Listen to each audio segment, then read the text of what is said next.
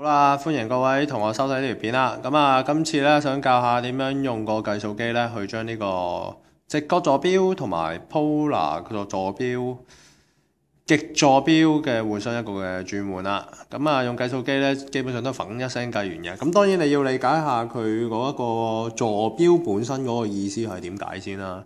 即係呢一個咧86，我哋平時玩開嗰個86咧，即係咧，我哋係講係打向前行8步 ，x 嘅位置係8啦，咁然後 y 嘅位置係6啦，呢一點用兩個數字去代表呢一個嘅位置嘅。咁但係除咗我哋用呢個 x、y 嘅坐標表示之外，其實我哋可以用個叫 polar coordinate 嘅方法，我哋叫極坐標嘅方法去表示㗎。咁佢表示嘅方法咧，就係我哋唔用呢兩個，唔用位置，而係用個長度嚟表示嘅，用個長度同埋個角度嚟表示嘅。分別就係 r 同埋 theta 啦。如果有啲同學仔醒嘅話，其實佢都知啊 ，r 根本就係用個畢氏定理揾翻出嚟嘅。而個 theta 咧係用個arc tangent， 即係 tangent -1咁啊，你叫做負6/8咁樣去揾翻 theta 出嚟。但係如果你話，我頭先聽唔明喎，咩都唔知，我淨係要用計數機嘅啫，咁點樣搞咧？咁你留意下啦，寫個英文俾你有意思㗎，因為我而家想揾 polar 啊嘛。咁你喺計數機裏邊咧，你發現應該有個 pol 喺度嘅。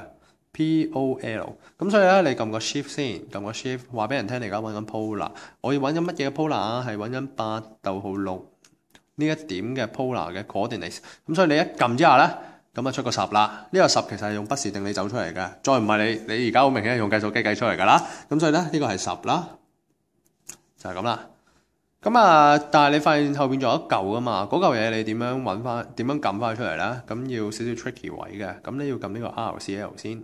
RCL， 然後再撳呢個 Y 即係第二個啦。36.8，三個有數字係36.9啦，就係咁咯。咁所以你而家求其撩一個坐標咧，我真係求其撩嘅就可能-3、-3、4咁啦，一係。咁你要轉做 polar 嘅話咧，咁你咪好似頭先咁咯 ，shift 呢個 shift 咁樣，跟住3逗號4咯，3逗號4，擺呢度先。咁然後生括弧啦，咁然後一撳個5出嚟㗎，咁所以 polar 嘅話咧，咁樣就會變咗係5啦。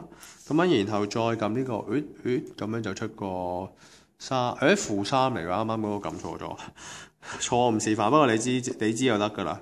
咁所以呢個係4啦，咁樣啦，一撳，都仲係5即係未冇事㗎呢度。咁但係一撳呢個咧，再撳呢個 shift 呢個叫做RCL 咁鬼死難叫啊！再撳個 Y 咧，咁出咗126度啦。咁所以呢個係120度啦。所以其實咧，如果你係3、4嘅話咧，即係講緊係-3、4啦，應該係即係咁樣啦，咁樣。所以呢個長度係5嘅，呢一隻角咧就會126點幾度噶啦，126點幾度啦。呢個 XY 坐標啦。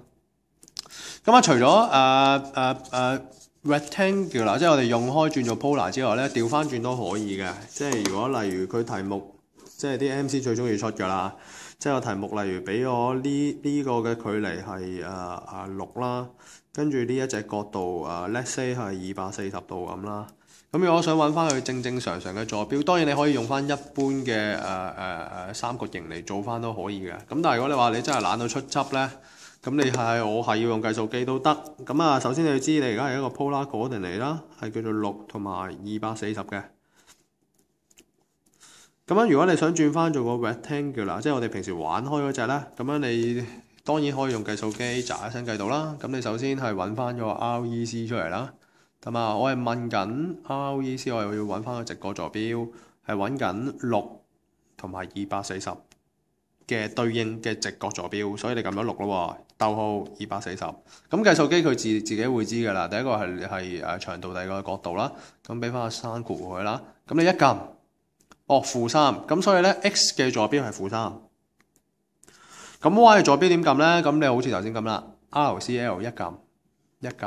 -5點，哇咁核突嘅。咁其實通常係涉及啲根號喺度啦。呢個會係-5.196咁啦。咁樣。通常考試咧佢都係可能會係出啲根號嘅數字嘅。咁所以其實嚴格嚟講，呢個應該係-3嘅根號2嘅。咁樣啦。咁當然你話我點知啊？因為我知佢240，即係呢度60有根號2啊嘛，根號3啊，搞錯咗。咁樣，咁所以計數機其實都幾好用嘅，尤其是你即刻轉換翻個極坐標同埋個直角坐標咯。